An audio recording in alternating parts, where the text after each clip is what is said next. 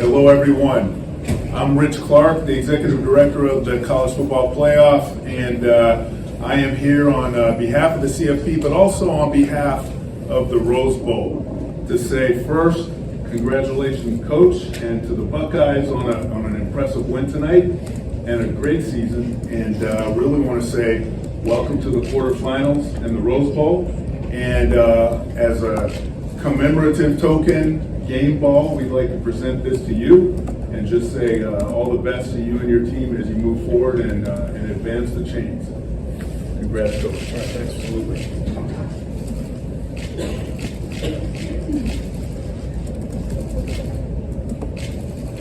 Great job. Thanks so much. Congratulations. Okay, sounds good. Thank you. Next. Thank you very much. A little open up for questions, Coach, or opening comments? Yeah, questions. Questions? Okay, over here to the right, Austin Ward, the podcast. Ryan, I don't know any artful way to say this, but where was that performance hiding? Well, you know, I'm proud of our seniors for a lot of reasons. One,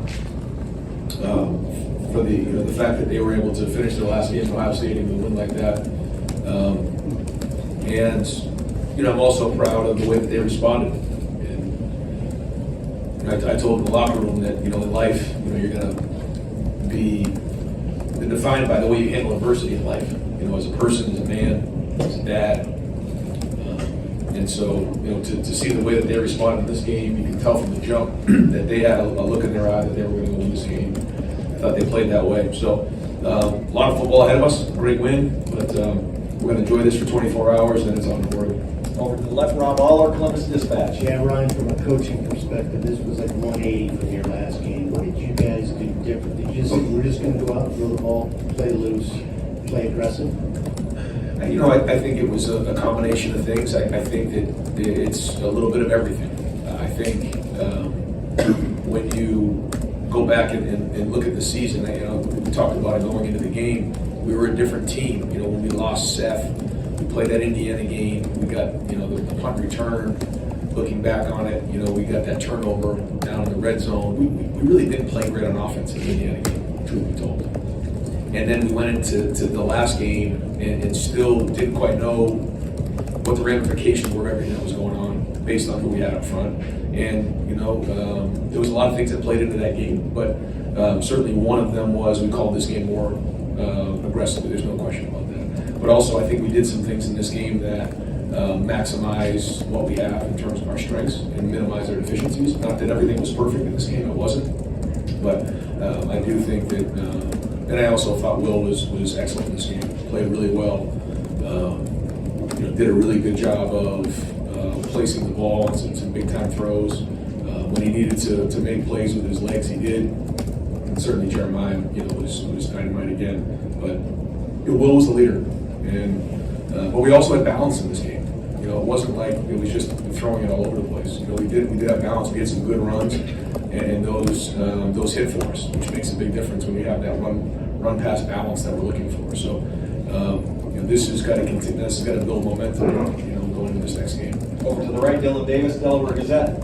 Right, you dominated the first half. If you look up the scoreboard headed at halftime, did you feel like maybe you let him off the hook a little bit? What was that conversation like at halftime going? You did dominate the half, Yeah, that's why we knew coming out in the second half we had to win the next 4 to 5 minutes, and we did, and that really helps because you're right. You can feel that way a little bit, but I say it all the time. Coming in halftime, you're either going to be up, down, or it's going to be tied. And so now we have to go win the next 5 minutes of the game, 4 minutes of the game, and they deferred, so they got the ball, so we had to get that stop. We did, and we went down and scored. That made a huge difference. But yeah, I tell the guys all the time that you're in games like this, you got to have poise because there's ups and downs, and you can't get caught up in that. But yeah, there was a point there where we have a chance to go up 28-0. We feel the interception, great play, and I like the call. I like how aggressive we were because that's part of it. When you're going to call the game aggressively, something like this happens.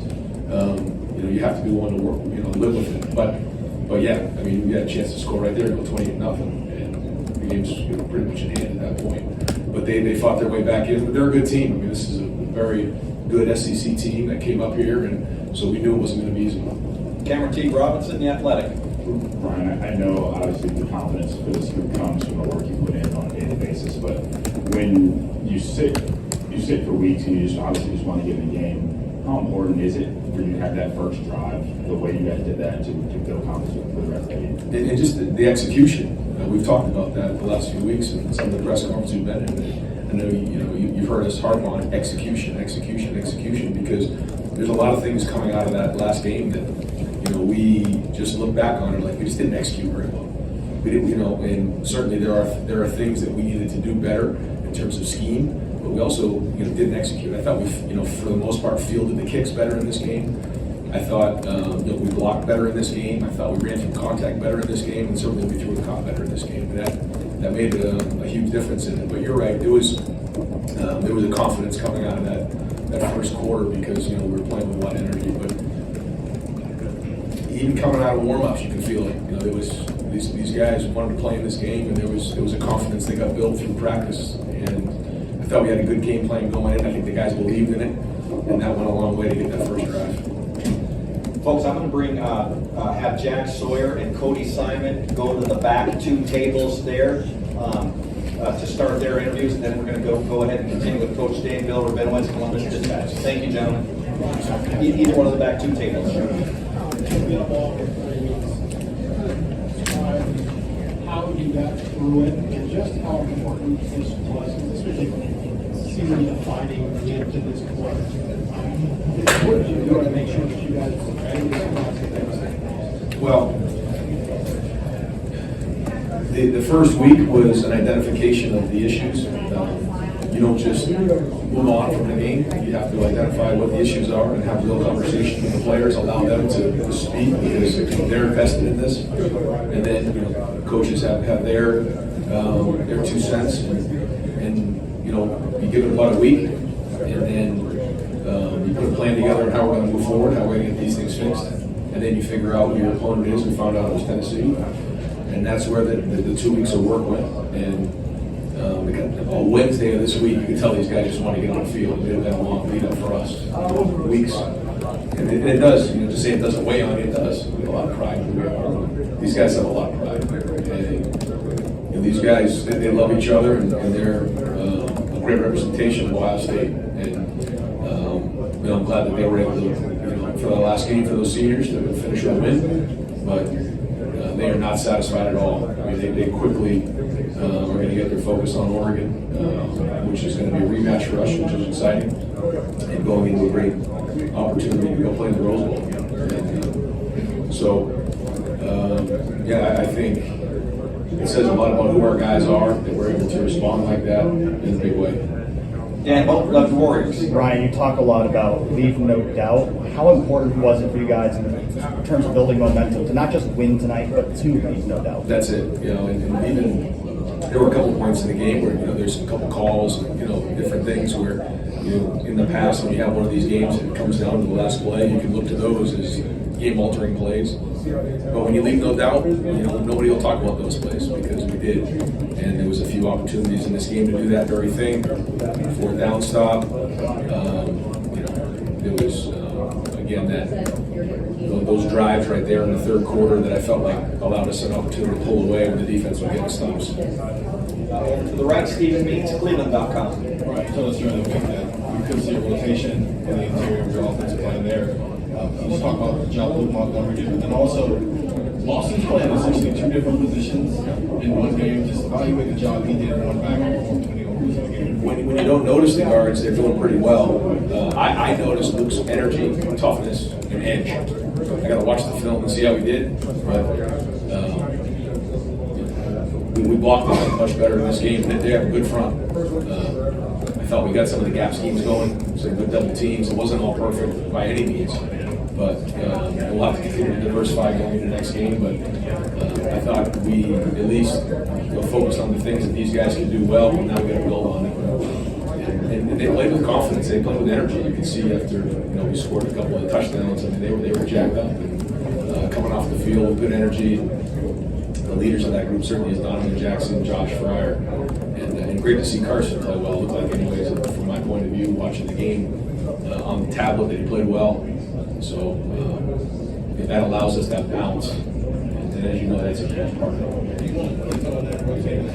Yeah, we'll have to look at it and see, but it seems healthy to me to get those guys, involved in the game. We're going to go just a couple more questions for Coach. Over to the left, Pat Murphy, 24/7 Sports. Ryan, this week the defense talked about, if they had to win the game, they felt confident doing that. Obviously, your offense plays the way it does, so they don't have that much on their shoulders. But other than a couple drives, they hold the fort down. Their performance and just what they can build on from this. Well, they're playing with confidence, and coming off the last game, I think they felt like we have to go win the game. But when the offense is playing to their potential like they were today, then now it's complementary, and you can end up with a game like we did tonight. So you just never know. It could be like the Oregon game. It could be like the last game of the season. You just never know how those games are going to shake out. And we have to do whatever we can to win. We talked about that before. Just win the game. So we got to win 3 more. Go to the regular, Spencer Holbrook, Letterman Road. Ryan, with Will, that first touchdown throw just seemed like it was just so hard. Yeah. He looked to be just kind of dealing tonight. Did you see anything different from him the last couple weeks? Just because downfield he looked better, he just looked more concise. Yeah, I thought his footwork was good. I thought that we worked hard on some of those throws, and he hit a few of those right on the money. Yeah, fade ball and goal ball were really well done. I thought the Levels ball to Carnell was really well thrown ball. Probably missing a few others, but yeah, he was accurate today. And then a big thing for Will is his footwork. When his footwork's on point, and when he's seeing things well, he's as good as anybody in the country. Folks, we just sent Donovan Jackson to the back of the room as well. This will be the last question for Coach Dave. Scott Darkerman, The Athletic.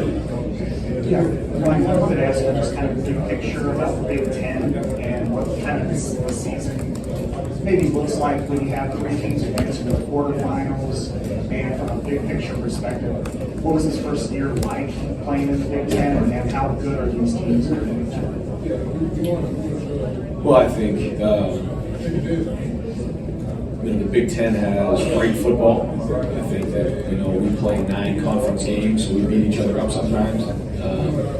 But when you have an opportunity like this against a very good SEC team, we know how important that is for the conference, and it's great to see some of the other teams in the league representing well, because it is a great conference and a very difficult conference. Coach, thank you very much. We're going to open up